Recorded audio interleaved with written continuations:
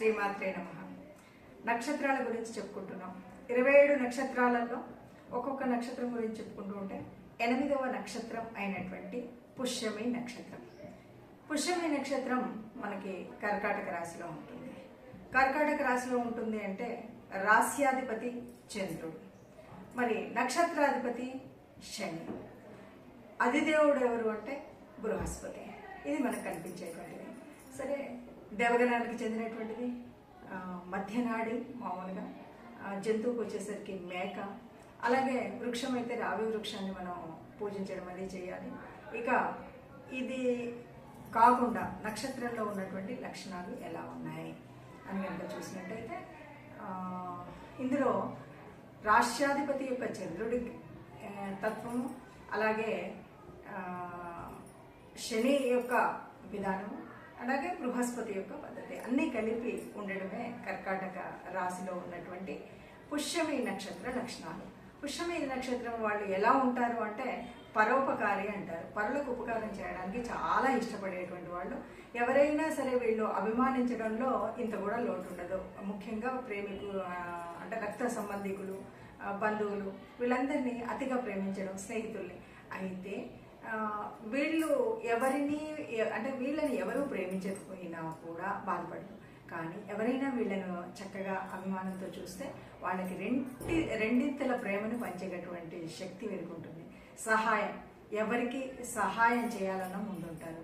వీరికి ఎవరూ సహాయం చేయనటువంటి పరిస్థితులే చాలా కనబడతాయి. అయినా బాధపడరు, ఎవరికి చెప్పరు. కొన్నిసార్లు అయితే వీరు చేసినటువంటి పనిని ఇతరులు వారి ఖాతాలో వేసుకున్నప్పటికీ కూడా ఇది నేను చేసింది అని చెప్పనటువంటి మొహమాటత్వం కూడా ఎక్కువగా ఉండేటువంటి రాశి నక్షత్రం వాళ్ళు ఈ పుష్యమి నక్షత్రం వాళ్ళు. అందరికీ సహాయం చేయాలని, అందరూ బంధువులని, అందరూ బాగుండాలి, అందులో నేనుండాలని ఇలాంటి ఆలోచనలతోనే ఉంటారు. ఇక ముఖ్యంగా గురువు అంటే బృహస్పతి అధిదేవత కాబట్టి ఎవరికైనా మార్గదర్శనం చేయడంలో కానీ, ఏదైనా వీరు చెప్పాలి అంటే స్పష్టంగా చెప్పడం కానీ, ఏదైనా ధర్మానికి సంబంధించింది ఒక దేశానికి అంటే ఒక మంచి మార్గదర్శనంలోకి తీసుకెళ్లడం కోసం చేయగలిగేటువంటి పనులే చేస్తూ ఉంటారు. అయితే ఇక్కడ కొన్నిసార్లు వీళ్ళు చేయాలనుకున్న పనులు చాలా తప్పనిసరిగా ఇది చేసేయాలి అని చాలా ఇష్టపడి తొందరగా మొదలు పెడతారు. ఇంతవరకు బాగుంటుంది. కానీ ఇది చేయడం మొదలుపెట్టిన తర్వాత చంద్రుడు రాష్ట్రాధిపతి కదా, ఇక చంద్రతత్వంతో ఎలా ఉంటుంది అంటే మధ్యలోకి వచ్చిన తర్వాత ఇంకా బద్ధకం వస్తుంది, చేయాలనిపించదు, ఇలా ఏదో ఒకటి చేసి మొత్తానికి మాత్రం మధ్యలో ఆపేసేటువంటి పనులు కూడా చాలా ఉంటాయి. సరే, ఏది ఏమైనా శ్రమ, శని దేవుడు కాబట్టి, ఈ శని నక్షత్రం కాబట్టి పుష్యమి ఎలా ఉంటుంది అంటే బాగా శ్రమ పడాలి. చిన్నప్పటి నుండి వారు ఏదైనా శ్రమతోనే చేస్తారు, శ్రమ పడుతూనే ఉంటారు. వాళ్ళు ఏ స్థితిలో ఉన్నా శ్రమ పడతారు. దీనివల్ల ఎలాంటి ఆలోచన ఉంటుంది అంటే ఎప్పుడైనా సరే ఎవరి కాళ్ళ మీద వాళ్ళే నిలబడాలి అనే ఆలోచన ఉంటుంది. పెద్దలు ఏదో సంపాదించారు, వీళ్ళు సంపాదించి పెట్టాలి, వాళ్ళు సంపాదించాలి, ఇలాంటిది కాదు. వాళ్ళ కాళ్ళ మీద వాళ్ళే స్వయం ప్రతిపత్తితో నిలబడాలి అనేటువంటి ఆలోచన కలిగినటువంటి వాళ్ళు వీళ్ళు. అలాగే అద్భుతమైనటువంటి అంటే ఎవరికైనా ఏదన్నా కావలసినప్పుడు, అవసరమైనప్పుడు కొద్దిగా సహాయం చేయడంలో ముందుండేటువంటి వాళ్ళు. కొన్నిసార్లు వాళ్ళ దగ్గర లేకున్నా సరే పక్క వారి దగ్గర తెచ్చి ఇవ్వగలిగినటువంటి ఒక మనస్తత్వం ఉన్నటువంటి వాళ్ళు పుష్యమి నక్షత్రం వాళ్ళు. అయితే ఈ రాశిలో ఎవరు అంటే నాకు జన్మకుండలు తెలియదు, మరి ఎవరు ఏంటి అంటే కనుక వీరికి మనం చెప్పొచ్చు ఏంటి అంటే హూ, హే, హో అనే నక్షత్రాలతో పేరున్న, ధ అనే నక్షత్రాలతో కనుక పేరు ఉంటే వీరు నక్షత్ర నామం ప్రకారంగా ఇది వీళ్ళు పుష్యమి నక్షత్రం అని మనం చెప్పొచ్చు. అంటే ఎవరికైతే జన్మకుండలి రాయించుకోకుండా ఉండి కేవలం పేరు మాత్రం ఉన్న వాళ్ళకి అలా మనం చూసుకోవచ్చు. ఇక ఇందులో నక్షత్రానికి ఏదైనా దోషం ఉంది అంటే ఇది శాంతి నక్షత్రం కిందనే చెప్పాలి. అయితే మొదటి 4 పాదాల్లో కొంచెం సామాన్య శాంతి పెట్టుకుంటే సరిపోతుంది. ఇక 2వ పాదంలో 3వ పాదంలో కొద్దిగా ఎక్కువగానే ఉంటుంది. అయితే ఇందులో ఏంటి అంటే ఎవరైనా పగలు పుడితే కనుక తండ్రికి దోషం అని, రాత్రి పుడితే తల్లికి దోషం. కాబట్టి ఈ దోష నివారణ చేసుకోవడం అనేటువంటి తప్పనిసరిగా చేసుకోవాల్సినటువంటి నక్షత్రం పుష్యమి నక్షత్రం. ఇక ఇందులో 4 పాదాల్లో కూడా కొంచెం వివిధ మనస్తత్వాలు అనేటివి కొంచెంగా వేరుగా ఉంటాయి. ఆ కొంచెం వేరుతనం ఏంటంటే ఒక్కొక్కసారి ఏది ఆలోచించినా అతిగా ఆలోచించడం, అంటే ఏదైనా నిర్ణయం తీసుకోవాలంటే కొంచెం ఎక్కువసేపు ఆలోచించి ఎక్కువసేపు నిర్ణయం తీసుకుంటారు. అలాగే కొన్నిసార్లు డబ్బులు ఖర్చు పెట్టాలన్నా, కొన్ని పనులు చేయాలన్నా ఈ ఎక్కువ అనేటువంటిది కొన్నిసార్లు ఎలా అవుతుంది అంటే మరీ ఇది అతి సర్వత్ర వర్జ్యతే అంటారు, కానీ చాలా అతిగా చేయడం. అలాగే ఇందులో స్త్రీ తత్వానికి కనుక వచ్చినట్టయితే స్త్రీలు సహజంగా అందంగా ఉంటారు, బకపల్చగా ఉంటారు.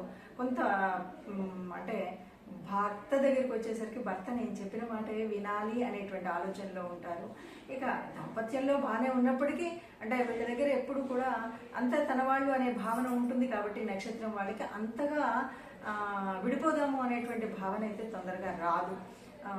ఉన్నంతవరకు కలిసిమెలిసే ఉంటారు, ఒకరికొకరు ఉంటారు. కాకపోతే స్త్రీలలో ప్రత్యేకించి కొంచెం అంటే డబ్బుల్ని తొందరగా ఖర్చు పెట్టడం అది కొద్దిగా ఇష్టంగా ఉండదు.